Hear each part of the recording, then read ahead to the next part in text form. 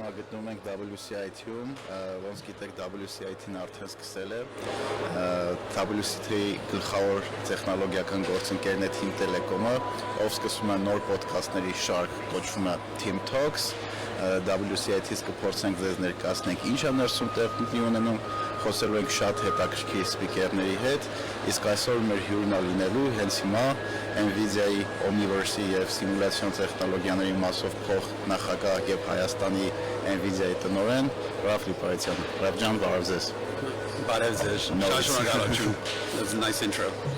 Thank you. Հայերենով սկսենք թե անգլերենով։ Հայերենով սկսենք, բայց վերջին անգլերենով։ Դե առաջի հարցը ինձ հետաքրքիր է։ NVIDIA-ն հիմա կարելի ասել սինոնիմա AI-ի հետ։ Ոչ մեկ չէր պատկերացնում ինչ հեղափոխություն է լինելու ռևոլյուցիա ու անհասկանալի էր NVIDIA-ն իմ համար համենայն դեպս ու շատերի ինչեր ինքը այդքան պատրաստ է ամեն ինչին, ոնց կարողացավ ինքը այս ալիքը վերցնի ու նաև շատեր ասում են առանց NVIDIA-ի տեխնոլոգիաների այս AI հեղափոխությունը հնարավոր չէր։ Okay, անգլերենով Yeah, the basic question is how did we catch this shift? Right? This revolution in AI, and how do we stay ahead, and why are others having a hard time adapting? The truth is that we didn't catch it, we created it. Wow. And that's why we're in this position that we're in. Everything we do at NVIDIA, every new thing that we do, we look at a few criteria to decide whether we should do it or not.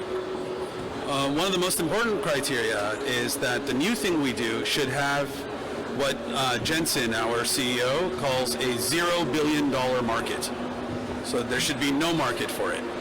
We don't compete with others. We don't go someplace where others are already doing things and try to take market away from them.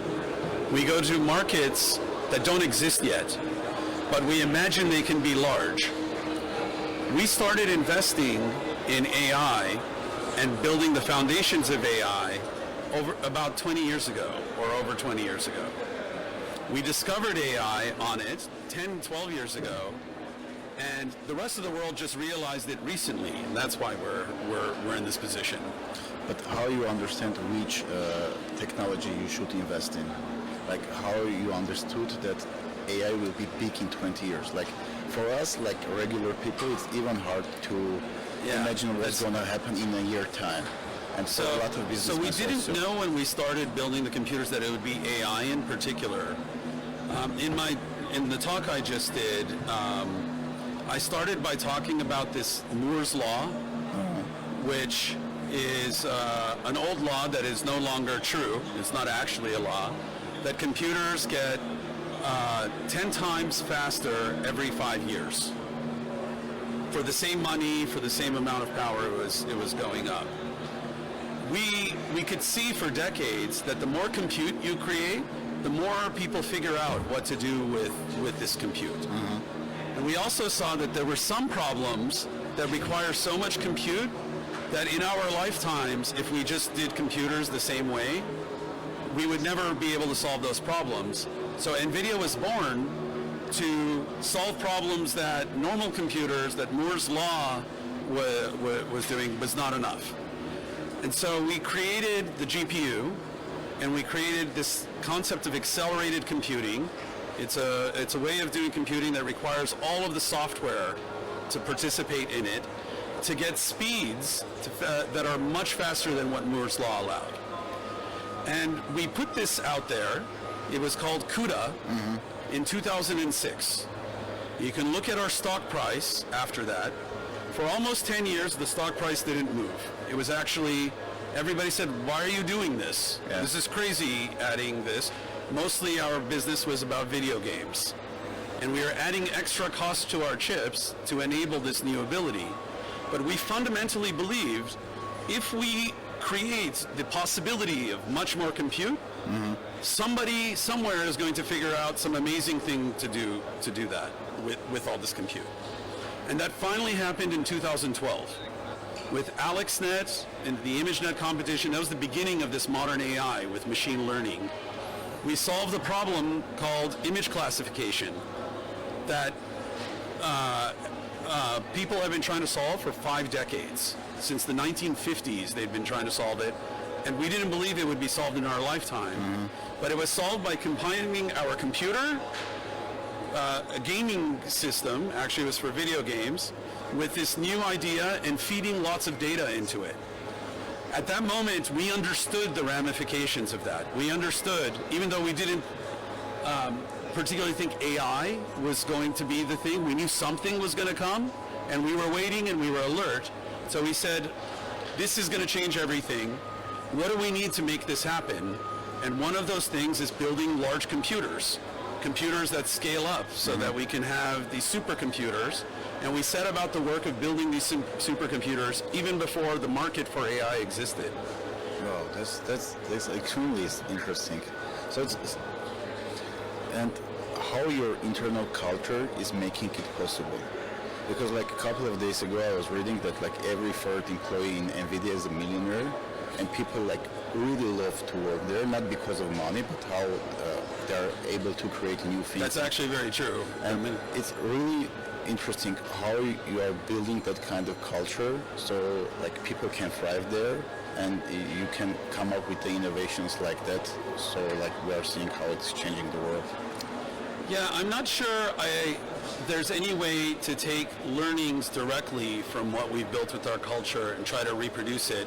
I think some of these cultural things are sort of accidents of a time and place and the particular people that were there. But one thing that's unique about NVIDIA and why I think this culture works is it's almost like a self-fulfilling cycle. So I've been at NVIDIA 23 years, which is most of the time NVIDIA has existed. I joined right around the time we were making our GPUs programmable. I worked on the first shading language, which became CUDA, this thing, coming from the computer graphics side. I thought I would be at NVIDIA for maybe a year or two maximum, and now I'm 23 years. This is going to be the last job I ever have. When I hit my 20-year mark, I thought, wow, that's special. You know, maybe not a lot of people at NVIDIA have been here for 20 years. 20 years, yeah. When I joined the company, we were just under 1,000 people. Right after I turned 20, hit the 20-year mark, Jensen in our company meeting showed statistics of how many people have been at the company for 1 year, for 5 years, for 10 years. When we got to 20, there were more than 650 people. Wow. That have been there for 20 plus years, which means that most of the people that were there when I joined the company are still here. They're still at the company. I think that in itself actually is a strength. The fact that we have so many people that stay for so long, the culture and all of the things that make us unique can persist. They can continue, and in that there's a lot of strengths. Just the mere fact that there's people that have been around for that long. You know, there's some people that I'm sure in the company don't like me, that have been there for 20 years, and maybe some that I don't like. But it kind of doesn't matter, because if there's a problem that requires us to be a team, I can call up that person and say, I need you. And he will be We're in trouble. Very helpful. And he'll immediately come help. Because we have the saying in our culture, internally in NVIDIA, the mission is the boss. Nobody's the boss, the mission is the boss. We have to do the right thing. That's kind of built in, and anybody that's been there for that long. And I think it's maybe kind of like what soldiers feel inside their teams when they go to war. It doesn't matter if you like each other or not, you are part of the same group, part of the same family, and when you've been there that long, there's trust. And so we built this social trust. But it's interesting how you built it, because like I've served in our army, and what you said is like extremely true. But as I understand, we were sticking together as hard as it is possible, because there was a like fear of losing a battle or fear of losing your life. So the main motivation was fear. Well, there's always some of that. I mean, of course, it's not the same level of fear or whatever. I don't want to equate it at all to war. But there's not so much fear there. But there's something. But in work, there's always the fear of the company folding, of the mission failing, and that has personal ramifications for everyone. If the company fails, you don't have a job, and if you don't have a job, you can't feed your family. So that's kind of built into everyone there. We all share the same goal, which is survival, and more than survival, everybody also shares the same goal, that they want to do their life's work. You want whatever you're doing to be meaningful and make a difference and make an impact and be useful. And so we all share that. And there's been many people that have come to the company and left over the years. I think many of those maybe didn't fit the culture. So it's kind of self-selecting. The ones that end up staying create the culture that attracts others that share in that culture. Clear. Thank you for that answer. I cannot not ask this question as an Armenian. Does your Armenian heritage or the culture you've grown as an Armenian ever help you in your career or at NVIDIA? I believe absolutely, and I think maybe even maybe a step more than that, not just being Armenian, but being an Armenian from the diaspora. Armenians historically, for hundreds or maybe even thousands of years, have always been adventurous. There's Armenians all over the world. Yeah, that's for sure. There's pockets of Armenians everywhere. And actually, to this day, you go find any city where you'll find a group of Armenians, there's a good chance those Armenians are doing better than the average in that city. They work hard, they're educated, and they thrive wherever they go. I think our unique position in the world at the crossroads between East and West, us being in the Silk Road and trading and also being at the mercy of other empires around us, we have a culture of adaptability. We figure out how to keep our own culture, but we can also be inside other cultures and understand them and adapt to the context where we're at and empathize with others. Being at NVIDIA, we're a global company. We have many employees all over the world. My team is a very large team.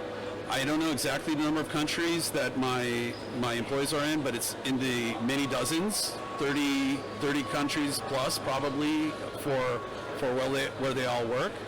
But we all work as one team, and I think a large part of that, what's helped me is I can understand them and I can feel for them and empathize with them as a global citizen. Because I'm an Armenian, that's always had to be like that. Yeah. I can understand what it's like for somebody that's not an American to work for an American company, and vice versa. Yeah, because sometimes you cannot understand you have to be an outsider to understand that outside people maybe they are not fully understanding the culture that you are trying to share with them. Yeah, I understand what you're saying. I mean, most Armenians speak at least 2 languages, but many speak many more. It's something we had to do. That's a survival skill. But through this understanding of language, you can also understand the mind of people of different cultures. Yeah, I think that's a great asset. Yeah, everyone now is saying the best skill that you can have for 21st century is adaptability, and also everyone is advising to make a network. As a nation, we are adaptable, and we also have global network. And now, in the age of AI, when everything is changing, do you think how we can use that skills that we have for hundreds of years to thrive in the culture of AI? Have you ever thought about it, or do you have any vision? Yeah, there's many different aspects to that question and ways to answer that. I spoke about it again a little bit here. I actually believe wholeheartedly that the only path to success for Armenia is young country. That we haven't had our own independent country for centuries. Yeah. And finally we do. It's an accident of history. Lucky accident. I grew up in Los Angeles. I was born and raised there. My parents were born and raised in Beirut. I felt when I was a child, I went to an Armenian school in Los Angeles, I felt the burden of having to keep Armenianism alive. I felt we had this feeling that if we didn't speak Armenian, if we didn't read and write it, if we didn't marry Armenian, that it would go away. But that all changed because Armenia became an independent country, and there is now a chance that Armenians can evolve. We don't have to just keep Armenianism the way it is, but there's actually a place where, by definition, everybody here is Armenian. For Armenia to survive, for this young country to survive, it needs to have an economy. It needs to produce things of value that make it valuable to others around the world. Well, how do we do that? We don't have natural resources that we can bank on. It's like other countries. We don't have oil. We don't have enough minerals. We don't have those things. It's not enough. Our only natural resource, really, is our people and their brains. And that is actually a great resource. All the things we were just talking about with strengths of Armenians and culturally, but also Armenians have a long history of a love for education, a love for the sciences, a love for the arts. If we can advance that, then Armenia has a chance to be productive. In this world, the only productivity you can have from intellectual exercises of any great size is technology, and the only technology that really matters is AI. Yeah. So Armenia has to invest in AI. Every country has to, but Armenia particularly, it's existential for Armenia to do this. Now, Armenia can't invest in the same way that other big countries can. It can't compete like that. It has to be smart. It has to use its size to its advantage and become agile. And it's absolutely necessary, and another existential thing here is, it can't boil the ocean. We can't do everything. We have to very carefully choose areas to invest in very deeply in AI, but specific areas of that, where we can be world-class, the best in the world in that area, so that the world comes to us for these particular things. We have to choose these areas carefully because not all of the areas are equally valuable in the future. We want to pick ones that give us as many options as possible. Like NVIDIA did 20 years ago. Yes, it's all about dealing with ambiguity. You can never predict the future accurately. You can kind of get a sense of the direction it's going, and so the best choices are the ones that give you the most options. So as you learn more about the future, you can change and adapt. Yeah, but that's valuable insight. Very. So the next question probably will be, where is technology is going? How we can see where it's going and where to invest. You said that the most important That's a big question. Right Where is now it going on is AI, and it's interesting how you see it as a person and how NVIDIA is seeing where it's going and where to invest. Yeah, the main focus of my keynote presentation here was the topic of physical AI, and which is essentially robotics. Yeah. I said something in there about the size of markets, about various markets. The size of computing, the size of information technology in terms of a global market is at maximum $5 trillion, which is a huge number, don't get me wrong, but that $5 trillion is divided by many people on Earth, by 7-8 billion people, so it ends up being a lot smaller as a result. Information technology, computing, the technology for dealing with ones and zeros in our representations of technology is extremely valuable. But primarily it's been limited to areas that are amenable to being digitized, to turn into ones and zeros. The easiest things to turn into ones and zeros are human ideas. Yeah. Our language, our text, our books, these sorts of things. And that's why the internet is largely filled with that. The internet, that's the easiest thing we can turn into information. But if you look at all of the markets in the world, it's about $100 trillion. So information technology is a small percentage of the world. Computing mostly touches that. It doesn't touch the rest of the world. The rest of the world But the rest of the markets are about atoms, Yeah. not ones and zeros, but physical things around us. Where we didn't have innovation for the last 40 years. At least computing has barely touched those markets. So moving atoms around, whether it's transporting humans or transporting goods, reassembling atoms, manufacturing, creating medicines, which is also another way of reassembling atoms into medication, health sciences, surgery, all of these things are about moving atoms around.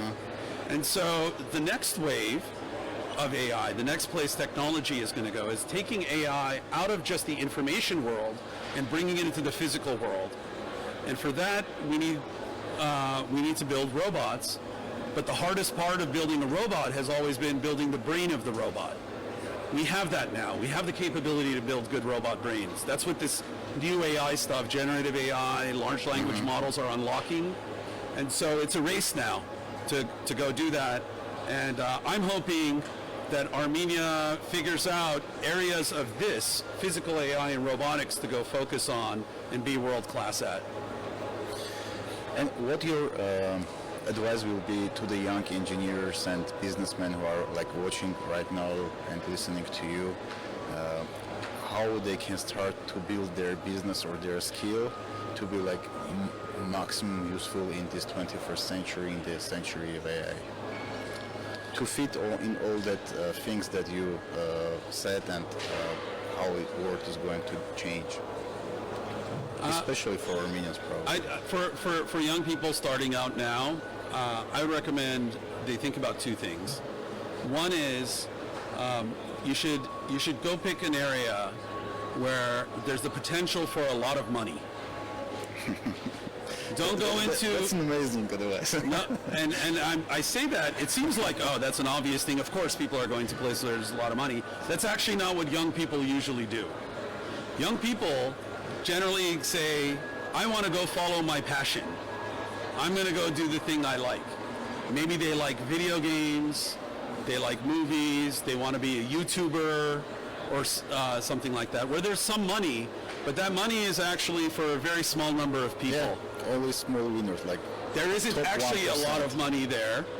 There's many more people that want to do that job than there are jobs available. Yeah.